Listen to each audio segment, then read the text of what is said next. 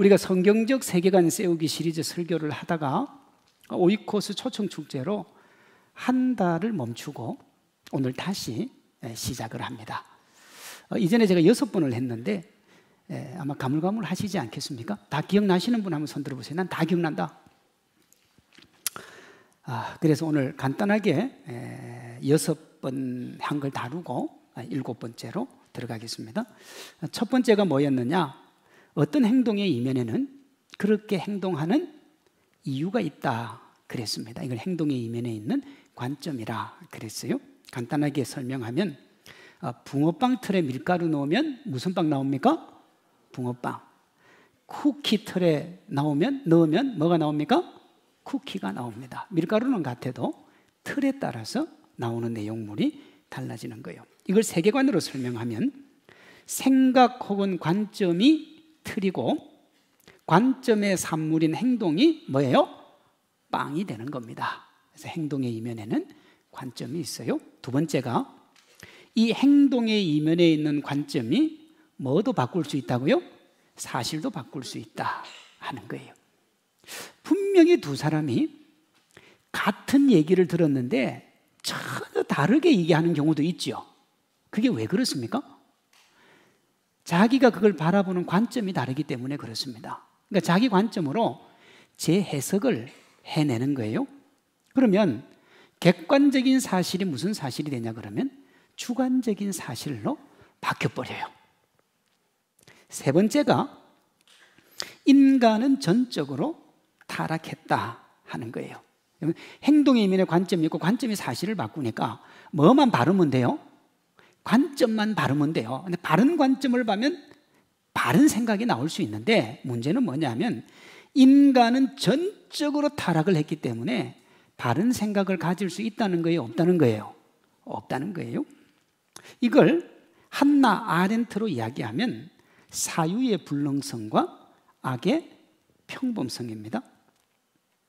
생각을 하지 않으니까 악이 만연해 있고 그 악이 일반적인 줄 알고 그대로 따라가는 거예요. 악의 평범성의 전형이 대법원에서 유죄가 확정이 되어도 양심의 법정에서 무죄를 주장하는 겁니다. 왜 이렇게 하느냐 그러면 그 정도 죄는 누구나 짓는데 차이가 뭐냐? 발각이 됐냐 안 됐냐 그 차이 아니냐는 거예요.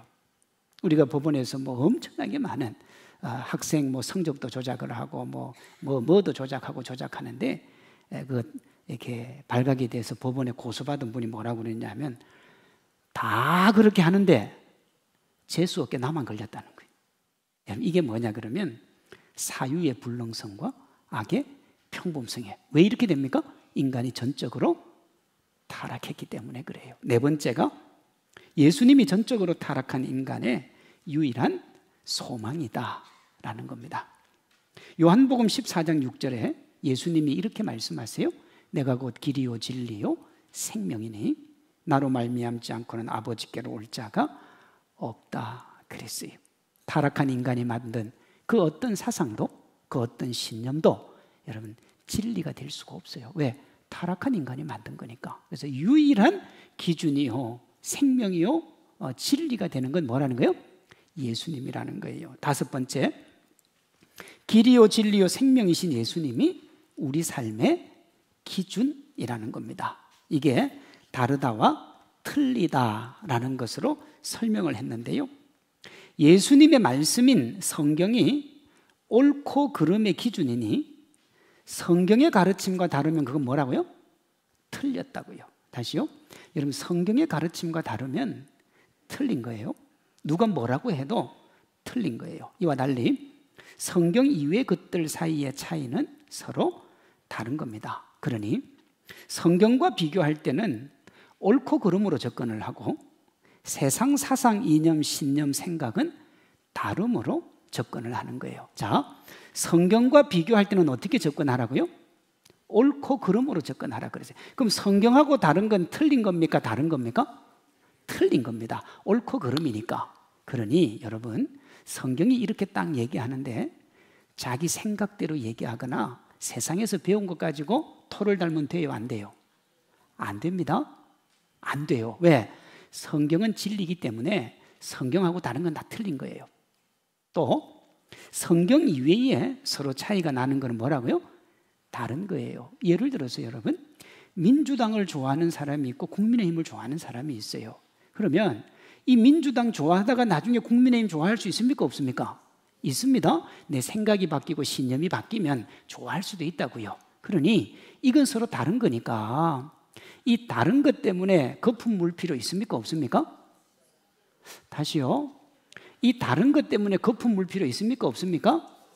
가슴에 손을 얹고 거품 물으신 분 많이 있죠? 민주당이 옳다, 국민의힘이 옳다, 거품 물으신 분 많이 있을 겁니다. 그리스도인은 절대로 그렇게 하면 안 돼요. 다른 건데요. 진리 앞에 거품을 물어야지. 그런데 거품 물 필요는 없는 거예요. 여섯 번째가 삶이 있는 신앙의 원리인데요. 말씀을 기준으로 삼고 그 말씀에 마음과 생각을 고정하고 그 말씀에 합당한 삶을 노력하면서 구별된 시각으로 세상을 살아가는 거예요. 왜 말씀이 기준이니까요? 네 단계를 제가 방금 말씀해 드렸는데 첫 번째 단계가 뭐냐?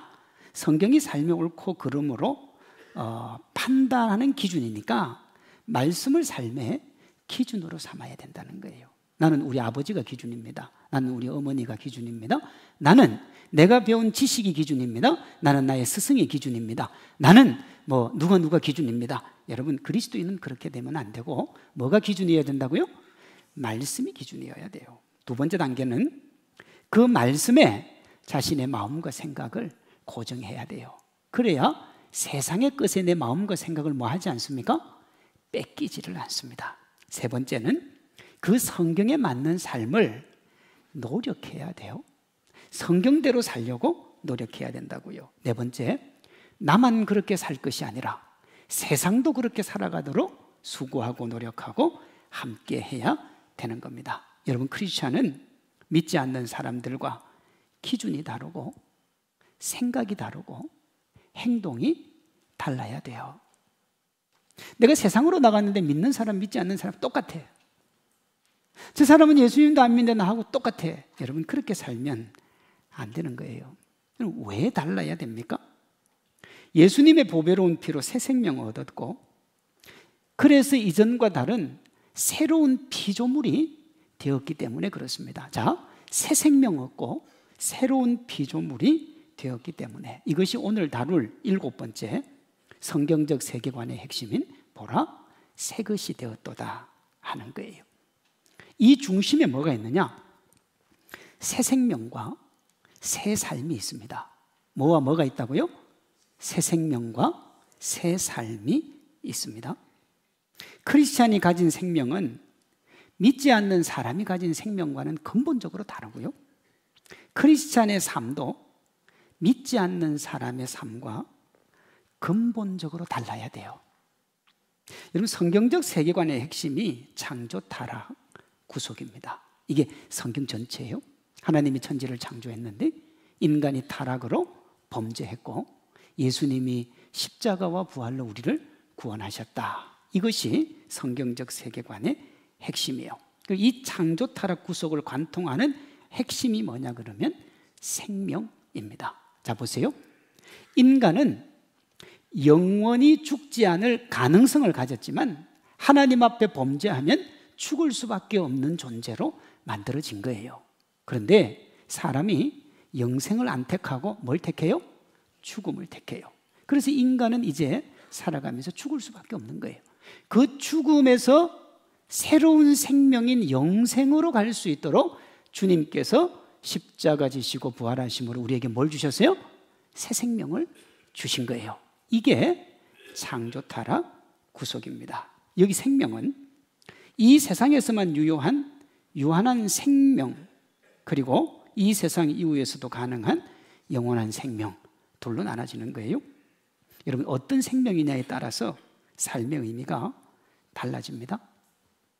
예수님 안 믿는 사람은 나중에 하겠지만 이 세상의 삶이 전부입니다.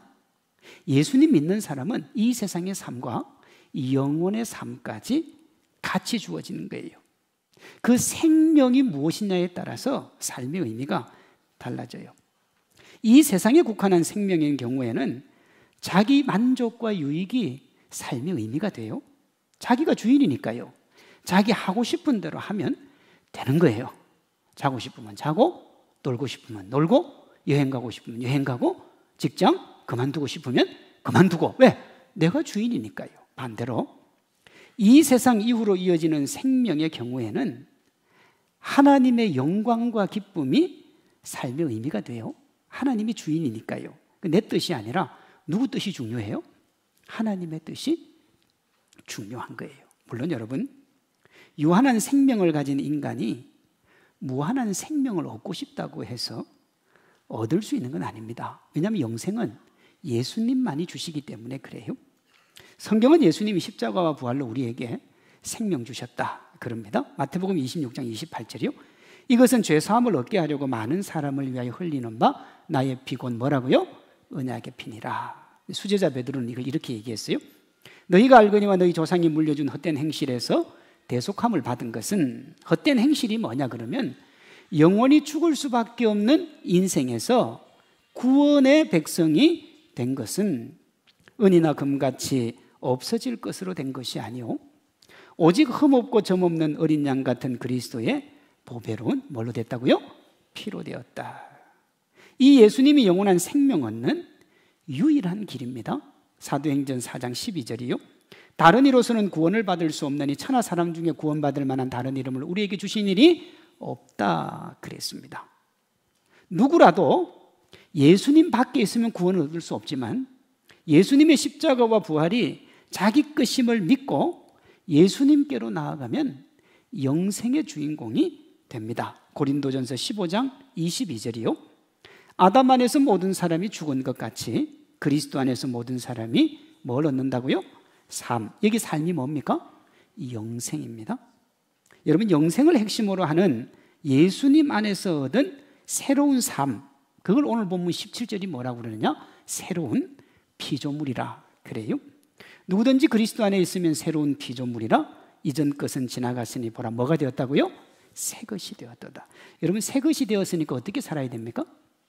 새 것에 합당하게 살아야 됩니다. 이렇게 얘기해서 죄송한데 예수님 안 믿는 분들은 헌 것이잖아요. 그러니까 새 것과 헌 것의 삶은 다른 거예요. 여전히 아담 안에서 죽음이 자기 인생의 끝인 사람은 자기 만족과 자기 유익을 위해 자기 중심적으로 살아요. 그러나 예수님을 아는 사람은 그렇게 안 살지요. 그러니까 예수님 아는 사람과 예수님 모르는 사람은 삶이 달라야 되는 겁니다. 예수님 믿는 사람은 이 세상이 전부인 것처럼 살면 안 된다 이 말이에요. 그럼 어떻게 살아야 되냐? 구원받은 자에 맞는 삶, 예수님이 기뻐하는 삶을 살아야 돼요. 그게 15절입니다. 그가 모든 사람을 대신하여 죽으시면, 자, 우리를 위하여 예수님이 죽으신 이유가 나오는 거예요. 왜 죽었느냐? 살아있는 자들로 하여금, 그러니까 부활의 기쁨, 영생을 가진 자들로 하여금 다시는 어떻게 살지 말고요? 그들 자신을 위해 살지 않고 오직 그들을 대신하여 죽었다가 다시 살아나신 이를 위하여 살게 하려 함이라. 나를 위해 사는 게 아니라 누굴 위해 산다고요? 주님을 위해 사는 거예요. 사도 바울은 이걸 너희가 먹든지 마시든지 무엇을 하든지 다 하나님의 영광을 위해서 하라 그랬습니다. 여러분, 예수님 믿는 사람과 믿지 않는 사람의 삶은 달라야 돼요. 왜 이 다름이 중요하냐? 여러분들 주위에 분명히 오이코스가 있습니다. 없을 수가 없어요. 예수님 믿다가 그만 안 믿는 사람도 있고 아예 안 믿는 사람도 있단 말이에요. 그런데 만약 그분들이 자기가 예수님 믿지 않는 이유를 예수님 때문이라고 말하는 사람이 얼마나 될까요?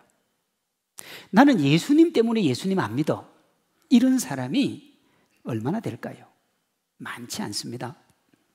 대부분은 주변에 예수님 믿는다는 이들이 자신과 별반 다를 것이 없어서 안 믿는 거예요. 예를 들면 내가 직장을 다니는데 회식 가면 한 번도 빠지는 적 없고 술을 권하면 한 번도 사양하지 아니하고 술을 좀 먹고 노래방 가면 넥타이 풀어가지고 머리에 묶고 자기가 노래를 주도적으로 열심히 잘하는 사람. 그런데 어느 날 보니까 저 사람이 교회 다닌다고 그래요. 그러면 여러분 예수님 안 믿는 사람이 뭐라고 하겠어요? 같이 놀 땐 좋아요. 왜? 잘하니까요. 춤도 잘 추고 뭐 하여튼하고 곤드레 만드레도 잘하고.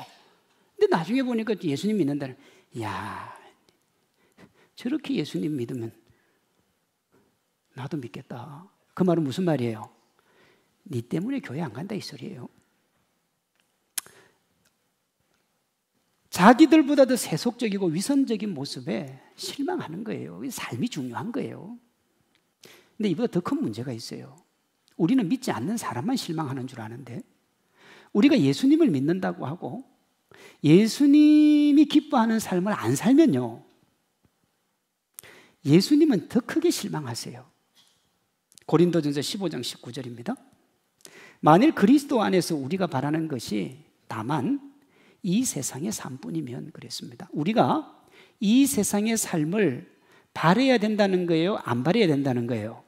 바라야 된다는 거예요. 그러나 그것이 이 세상의 삶뿐이면 모든 사람 가운데 우리가 더욱 불쌍한 자라. 누가 이렇게 보신다는 거예요? 하나님이 그렇게 본다는 거예요. 내가 십자가 지고 내가 부활하고 생명 준 내 백성, 나를 아버지라고 부르고 나를 구원자라고 부르는 내 백성이 세상 사람들이 추구하는 부명의 권세, 그것만을 따라가면 하나님 마음이 너무 아프다는 거예요. 인생 그렇게 살면 안 된다는 거예요. 믿으려면 제대로 믿으라는 겁니다. 하나님이 그렇게 얘기해요. 계시록에도 나오죠.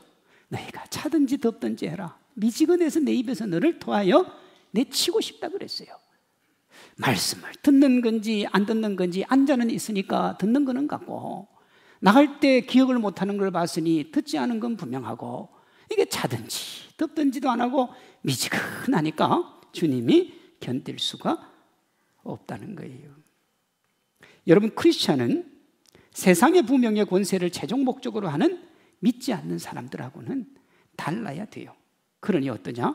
크리스찬은 자기를 위한 삶이 아니라 하나님의 영광과 기쁨을 위한 삶을 살아야 되는 겁니다. 왜? 새로운 피조물이니까요. 이렇게 말하면, 하나님을 위해 살면 나는 고생하는 거 죽살나게 하고 얻는 게 없지 않느냐, 이렇게 말하는 분이 종종 있는데요, 여러분 잘 생각하시면 그 반대입니다. 하나님 안 믿는 사람들의 삶은 죽을 만큼 땀방울을 흘려 수고하고 노력하지만 그 수고가 끝이 없고요, 혹 만족할 만한 성과를 내도 절대로 만족 못합니다. 절대로 만족 못해요. 자, 예를 들어서요, 젊은 사람이 직장을 가가지고 이제 직장 생활을 시작을, 힘들죠. 힘드는데 자동차가 하나 필요해요. 그래서 소형차를 하나 구입을 했습니다. 그리고 이 마음을 일평생 동안 유지하면 그 사람은 이 땅에서 부하게 살 수 있어요. 왜냐? 그러면서 돈은 조금씩 더 많이 벌 테고, 그러나 여전히 나는 소형차를 타니까 그만큼 여유가 생기죠. 그런데 인생 그렇게 살아가는 사람 얼마나 될까요? 소형차 탈다가 중형차 탈 조금 더 돈을 벌고 여유가 생기면 뭐 탑니까? 중형차 탑니다. 중형차 탈다가 조금 더 여유가 생기면 뭐 탑니까? 대형차 타요. 대형차 타고 조금 더 여유가 생기면 뭘 탑니까? 럭셔리한 차들을 타요. 욕망은 끝이 없어요. 그러다가 죽음에게 자기의 모든 것을 다 뺏겨요. 볼까요? 정말 열심히 공부해도 뭐가 끝이 없어요? 공부가 끝이 없어요. 공부 안 해본 사람은 몰라요. 하신 분들은 알아요. 끝이 없어요. 정말 열심히 돈을 벌어도 필요한 돈이 모이지만 일평생 부족해요. 그리고 결국은 죽음의 노예가 되어서 그렇게 움켜잡고 있던 것 다 놓고 떠나는 거예요. 성경은 이걸 이렇게 얘기합니다. 여호와께서 집을 세우지 아니하시면 세우는 자의 수고가 헛되며, 여호와께서 성을 지키지 아니하시면 파수꾼에게 의심이 헛되도다. 너희가 일찍 일어나고 늦게 누우며 수고의 떡을 먹음이 헛되도다. 참 모질게, 정말 모질게 자기를 이렇게 쳐서 복종시키며 살아가는데도 인생길이 안 열리는 경우가 허다합니다, 여러분. 하나님의 도우심 없는 인생의 모습이 그래요. 그래서 아무리 가져도, 아무리 배워도, 아무리 건강해도 삶이 뭐예요? 불안한 거예요. 그런데요, 하나님 영광을 위해서 수고하고 노력하면 하나님이 우리 수고 알아주시고 우리 필요를 책임져 주십니다. 이 세상의 삶뿐만 아니라 영원까지 책임지세요. 시편 121편 1절 7절입니다. 여호와께서 너를 지켜 모든 환난을 면하게 하여 내 영혼을 지키시리로다. 여호와께서 너의 출입을 지금부터 언제까지요? 영원까지 지키시리라. 이게 새 생명과 새 삶입니다. 이 둘을 조금 더 살펴봅니다. 먼저 창조 타락 구속의 핵심인 생명입니다. 생명요. 여러분, 타락 이전의 사람은 영생할 수 있었습니다. 창세기 2장 17절이요. 선악을 알게 하는 나무의 열매는 먹지 말라. 내가 먹는 날에는 반드시 죽으리라. 이렇게 영생의 가능성을 가진 인간이 하나님께 불순종함으로 영원한 죽음의 노예가 된 거예요. 로마서 5장 17절이요, 12절이요. 한 사람으로 말미암아 죄가 세상에 들어오고 죄로 말미암아 사망이 들어왔나니 이와 같이 모든 사람이 죄를 지었으므로 뭐가 모든 사람에게 이르렀다고요? 사망이 모든 사람에게 이르렀다. 이런 우리에게 영원한 생명을 주시기 위해서 예수님이 죽으시고 부활하신 거예요. 그래서 우리가 이 예수님을 믿으면 영생을 얻습니다. 요한복음 6장 51절이요. 나는 하늘에서 내려온 살아있는 떡이니 사람이 이 떡을 먹으면 뭐하리라? 영생하리라 그랬습니다. 여러분, 예수님 안에 있는 우리가 최초의 사람 아담과 하와보다 더 나은 존재인 거예요. 왜냐? 그들은 영생의 가능성을 가졌지만 우리는 뭐밖에 없어요? 영생밖에 없는 거예요. 예수님이 이걸 이렇게 얘기했습니다. 나는 부활이요 생명이니 나를 믿는 자는 죽어도 살겠고 무릇 살아서 나를 믿는 자는 영원히 뭐 한다고요? 죽지 아니하리라. 예수님 믿는 저와 여러분이 이 죽지 않는 멋진 주인공인 줄로 믿습니다. 그러니 어떻게 해야 되느냐?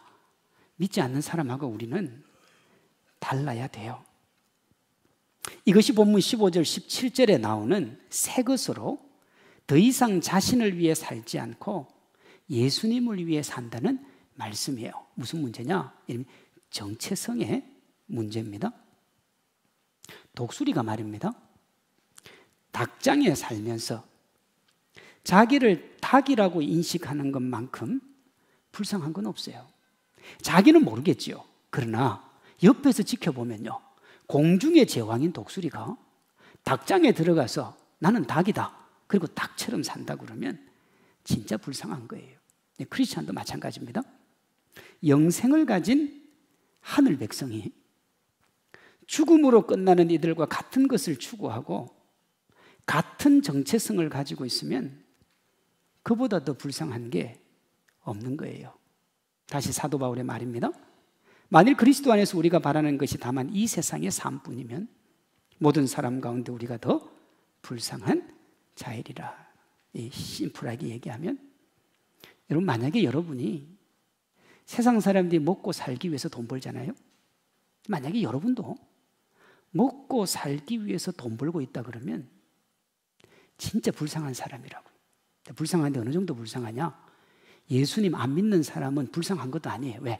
어차피 자기가 먹고 자기가 돈 벌어서 자기가 놀다가 결국 지옥 갈 거니까 그렇게 뭐 아쉬운 건 없어요. 근데 우리는 자기를 쳐서 복종시키며 그렇게 먹고 살기 위해서 열심히 돈 벌었는데 그 끝이 뭐라는 거예요? 지옥 백성 되는 거예요.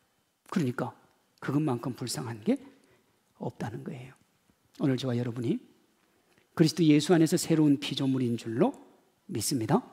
그러면 그 정체성에 맞게 살아가시기를 바랍니다. 이게 두 번째, 일의 관점으로 보는 창조 타락 구속입니다.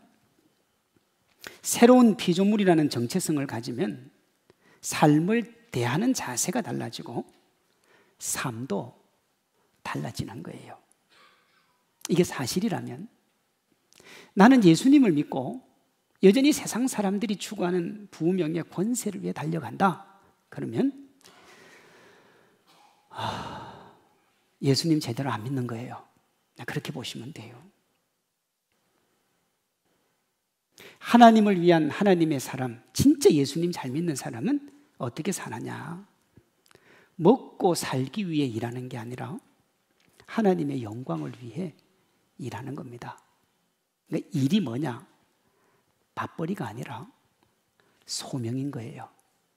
일은 먹고 살기 위해 사는 게 아니란 말이에요. 그러니 진짜 크리스찬은 여러분 하나님의 영광과 하나님의 기쁨을 위해 산다고요.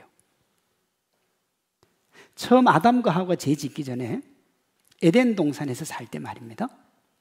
먹고 살기 위해 일할 필요가 없었어요. 먹을 것이 동산에 지천으로 널려 있었고 그 먹을 것을 누가 주셨느냐 하면 동산지기이신 하나님이 주셨어요. 쉽게 얘기하면 아담과 하와는 일을 안 해도 뭐하고 살았어요? 먹고 살았어요. 그러니까 일이 먹고 사는 게 아니었다는 거예요. 그럼 도대체 아담과 하와가 한 일이 뭐냐? 그들의 일과 땀방울은 하나님의 기쁨을 위한 거였습니다. 창세기 1장 28절이요. 하나님이 그들에게 복을 주시며 하나님이 그들에게 이르시되 생육하고 번성하여 땅에 충만하라. 땅을 정복하라. 바다의 물고기와 하늘의 새와 땅에 움직이는 모든 것을 다스리라. 그랬습니다. 자 보세요. 만약에 일이 먹고 마시는 거라 그러면 너희가 바다의 물고기, 하늘의 새, 땅에 움직이는 생물을 잡아서 먹어라. 그래야 돼요. 그런데 다스리라 그랬다고요. 일이 먹고 사는 게 아니었습니다.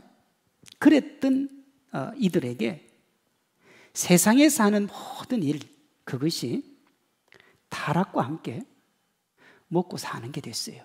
자, 여기서 우리가 먹고 살기 위해 한다, 다 먹고 살자고 하는 게 아니냐, 여기서 나온 겁니다. 타락과 함께 일은 먹고 살기 위한 게 됐어요. 창세기 3장 17절이요. 아담에게 이르시되 내가 네 아내의 말을 듣고 내가 내게 먹지 말라 한 나무의 열매를 먹었은즉 땅은 너로 말미암아 저주를 받고 너는 내 평생에 수고하여야 그 소산을 먹으리라. 땅이 내게 가시덤불과 은근키를 낼 것이라. 내가 먹을 것은 밭의 채소인즉 내가 흙으로 돌아갈 때까지 얼굴에 땀을 흘려야 먹으리니 내가 그것에서 취함을 입었음이라. 너는 흙이니 흙으로 돌아갈 것이니라. 그랬습니다. 그런데 기독교는요, 놀고 먹는 건 기독교가 아닙니다. 절대 아니에요. 예. 놀고 먹는 건 기독교 정신이 아니라고요. 수고하고 노동해야 먹을 수 있어요. 그런데 그렇게 수고하고 노력해도 결국은 어떻게 된다고요? 죽음의 노예가 된다. 이 저주를 풀어서 창조 때처럼 세상에 사는 모든 것이 하나님의 영광이 되고 먹고 사는 것은 하나님이 책임져 주시는 것이 예수님의 십자가와 부활이에요. 예수님의 십자가와 부활을 믿는 이는 새로운 피조물이에요. 그리고 새로운 피조물이니까 먹든지 마시든지 뭘 하든지 하나님의 영광을 위해서 하는 겁니다. 그렇게 모든 것을 하나님의 영광을 위해서 하면 우리가 먹고 사는 문제는 누가 책임져 주세요? 하나님이 책임져 주시는 거예요. 이걸 예수님이요, 마태복음 6장에서 이렇게 말씀하신 거예요. 염려하여 이르기를 무엇을 먹을까, 무엇을 마실까, 무엇을 입을까 하지 말라. 이는 다 이방인들이 구하는 것이라. 자, 이방인은 예수님 안 믿는 사람이잖아요. 하나님 모르는 사람, 하나님 안 믿는 사람은 뭘 먹을지, 뭘 마실지, 뭘 입을지 고민해야 된다는 거예요. 염려해야 돼요. 왜? 수고와 노동으로 그렇게 먹게 되니까요. 근데 주님이 뭐라고 하시느냐? 이는 다 이방인들이 구하는 것이라 너희 하늘 아버지께서 이 모든 것이 너희에게 있어야 할 줄을 아시느니라. 자, 창세기에 에덴 동산으로 다시 가요. 다 있어야 될 걸 아시고 하나님이 먹을 것 다 주셨단 말이에요. 자, 33절입니다. 그런즉 너희는 먼저 그의 나라와 그의 의를 구하라. 그리하면 이 모든 것을 너희에게 더하시리라 그랬습니다. 마태복음 6장을 보시면 여기 하나님이 더해 주시는 모든 것이 솔로몬이 이 땅에서 누렸던 겁니다. 자, 그럼 솔로몬은요, 이 땅에서 본인이 하고 싶은 거 다 하고 살았어요. 다 하고 살았다는 말은 뭐냐? 그걸 백업해 줄 수 있는 부명예 권세 다 가지고 있었다는 얘기입니다. 무엇이든지 내 눈이 원하는 것을 내가 금하지 아니하며 무엇이든지 내 마음이 즐거워하는 것을 내가 막지 아니하였으니 이는 나의 모든 수고를 내 마음이 기뻐하였습니다. 그러니까 이걸 뭐 속되 얘기하면 자기 하고 싶은 거 다 하고 살았다는 거예요. 주님이 뭐라고 하시냐? 내가 이걸 뭘로 주겠다고요? 더 뭐로 주겠다고요. 여러분, 솔로몬이 누렸던 것 정도 받으면 족하지 않습니까? 이 땅에서 우리가 땀 흘리고 수고하고 노력하고 아무리 열심히 살아도요, 솔로몬 반에 반도 못 가요. 누릴 수도 없어요. 가질 수도 없어요. 근데 주님이 뭐라고 하시느냐? 하나님의 나라와 하나님의 뜻을 위해 살아가면 내가 솔로몬이 누렸던 것 너희에게 주겠다 하시는 거예요. 여러분, 믿지 않는 이들에게 일, 즉 세상에서 하는 모든 것은 먹고 살기 위한 겁니다. 그래서 치열할 수밖에 없어요. 한시도 땀을 흘리지 않으면 먹고 살기가 어렵잖아요. 그래서 그들의 삶이 불안하고 초조하고 답답한 거예요. 일하고 있는데도 답답하고 건강한데도 답답하고. 이와 달리 크리스찬에게 일, 즉 세상에 사는 모든 것은 먹고 살기 위한 게 아니에요. 하나님의 영광을 위하는 거예요. 그러면 먹고 사는 것은 누가 책임져 주신다고요? 하나님이 책임져 주신다고요. 그러니 하나님의 영광을 위한 삶을 살고 있으면 불안하고 초조하고 답답할 이유가 없는 거예요. 하나님이 책임져 주시니까. 그럼 우리가 해야 될 고민이 뭐냐? 내가 지금 먹고 살기 위해 일하는가? 하나님의 영광을 위해 일하는가? 우리가 해야 될 고민은 여러분 그거예요. 어떠세요? 먹고 살기 위해 일하십니까? 하나님의 영광을 위해 일하십니까? 여러분, 먹고 살기 위해서 일하면 고단하다고요. 수고가 끝이 없어요. 하나님 앞에 와서 구해도 소용이 없어요. 하나님, 먹고 살게 해주세요. 부를 주세요. 명예를 주세요. 권세. 주님이 말씀하셨잖아요. 가장 불쌍한 사람이라. 그럼 목사님, 어떻게 구해야 됩니까? 하나님, 월급을 1억을 받게 해주세요. 그거는요, 절대 그렇게 구하면 하나님 안 들어준다고요. 그럼 어떻게 하면 돼요? 주님, 11조를 1,000만 원 하게 해주세요. 똑같은 기도 제목입니다. 똑같은 거예요. 1,000만 원 하면 1억 벌어야 되니까. 그런데요, 11조를 1,000만 원 하게 해주세요는 하나님 보시기에 예쁜 기도예요. 하나님 1억 벌게 해주세요. 그건 아니에요. 무엇을 위해 살고 있나? 어떻게 살아가는가 하는 겁니다. 예수님 믿는 이들과 믿지 않는 이들의 삶은 근본적으로 다릅니다. 같이 일하고 그로 인한 수입을 가져도 일의 내용이 다르고 수입의 가치가 다른 거예요. 믿지 않는 이들의 노동은 먹고 살기 위함입니다. 그들의 땀방울은 오직 자기를 위한 것이고 그 끝은 바람을 잡는 것 같이 허망하고 헛된 거예요. 반면에 믿는 이들의 노동은 하나님의 영광을 위한 겁니다. 그들의 땀방울은 하나님께 기쁨이 되고 그 결과는 세상에서는 하나님의 축복인 30배, 60배, 100배의 열매를 맺고 그 결과는 죽음 이후에는 영생으로 나아가는 겁니다. 이 또랑치고 가재 잡고 일거 양득이 되는 거지요. 이 차이를 만든 것이 영생을 회복하고 노동을 하나님의 영광으로 끌어올리고 하나님이 먹고 사는 문제를 책임지시는 본래 창조 목적을 회복하신 예수님의 십자가 은혜라는 거예요. 우리 모두가 예수님의 피로 구속함을 받은 하나님의 자녀인 줄로 믿습니다. 그러니 여러분, 우리는 먹고 살기 위해서 일하면 안 돼요. 하나님의 나라와 하나님의 영광을 위해서 일하는 거예요. 하나님의 조력자가 되는 거지요. 그렇게 살면 하나님께도 영광이 되고 우리에게도 풍성한 하나님의 축복, 하나님의 사랑이 넘쳐나는 겁니다.